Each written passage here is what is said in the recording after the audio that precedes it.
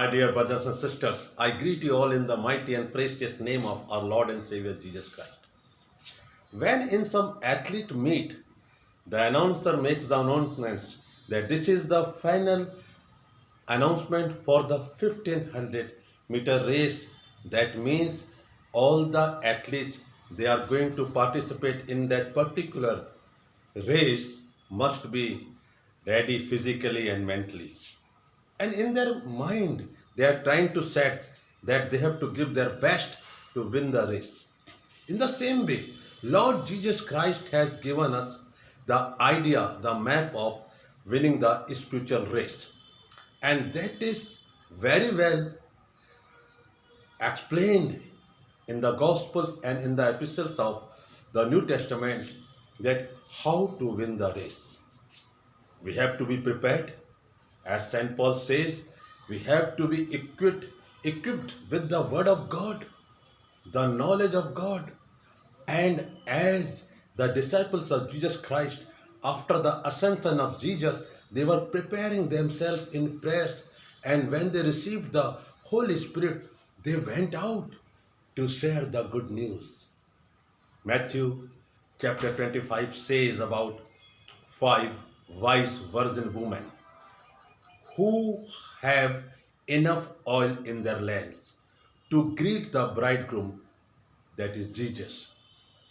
One day, Jesus is coming again.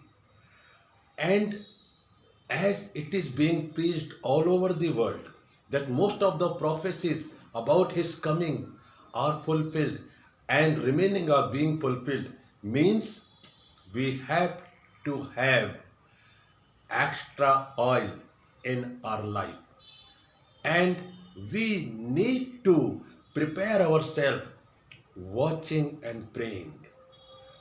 This is the alert to everyone. Also, we have to participate in the groups who are preparing themselves to meet Jesus, to greet Jesus on the day of his coming. We have to be a part of those uh, kind of training schools or prayer groups, so that we need to prepare ourselves. And when it happens in our life, we are ready to prepare our God who is coming one day. And this time he is coming with all his heavenly angels with glory. The word of God says this time he is coming for the judgment of the people, judgment of the world, and those who are prepared will enter the kingdom of God. And when you prepare yourself, watching and praying, keep growing in the word of God, then you are preparing yourself to meet the bridegroom. You are trying to put the extra oil in your lamps. That means you are trying to keep yourself knowing the word of God, learning the word of God, and also growing in the spiritual direction given according to the Lord Jesus Christ. This is something amazing, and the day would be amazing. And once again, the reminder, the exhortations and warnings are being given to the people all around the world through different technology system, computer, television, or YouTube. The messages are being preached so that everyone should prepare to meet the Jesus, our Heavenly Father. There are some certain things we need to remember. First of all, keep watching and praying. Second, the Word of God says that we have to live a very humble life, a loving life, an example to our neighbors and to the people around. I was going through a lesson about Jewish traditions, and that says Erev Yom Kippur. Erev Yom Kippur. Kippur. This is the holiest day of the year in Judaism, and that is known as Yom Kippur. This is the day of atonement. Atonement means on that day the nation seeks God's forgiveness for sins, both personal and national. And therefore, Daniel the prophet was praying not only for himself but also for the nation of Israel to be forgiven by God for their sins. He was praying to give them redemption from their sins. And something interesting is that before the day of Yom Kippur, there is another a kind of word that is Erev Yom Kippur. It represents a personal life opportunity to seek forgiveness from other people before Yom Kippur begins. So, what does it mean? If you want to greet Jesus, you must have a forgiving heart for others, and also you must ask God to give you forgiveness.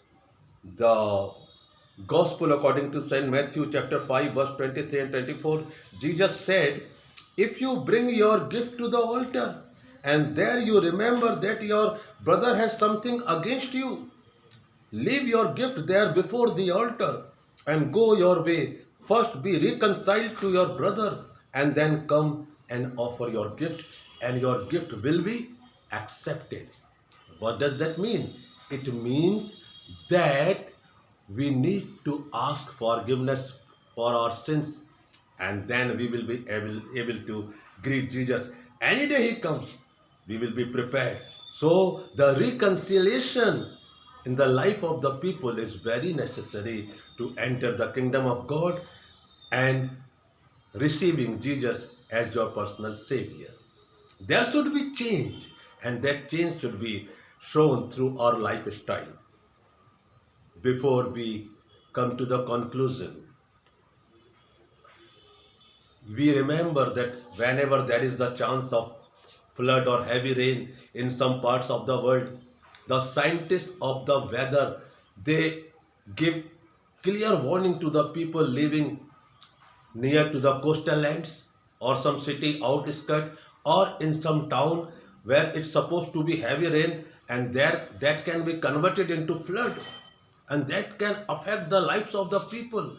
Then they ask the government and also exhort the officials for the protection of the people, and they ask people, give warning to the people that leave the place, vacate the houses so that your lives could be saved. This is like a warning because Jesus is coming soon. And my dear brothers and sisters, we need to remember, don't be in dilemma, don't be in confusion that we don't know when He is going to come. The word of God is never failing because it is the true word of God given by our God who is the living Father. And Jesus is coming one day. Be prepared. Keep watching and praying.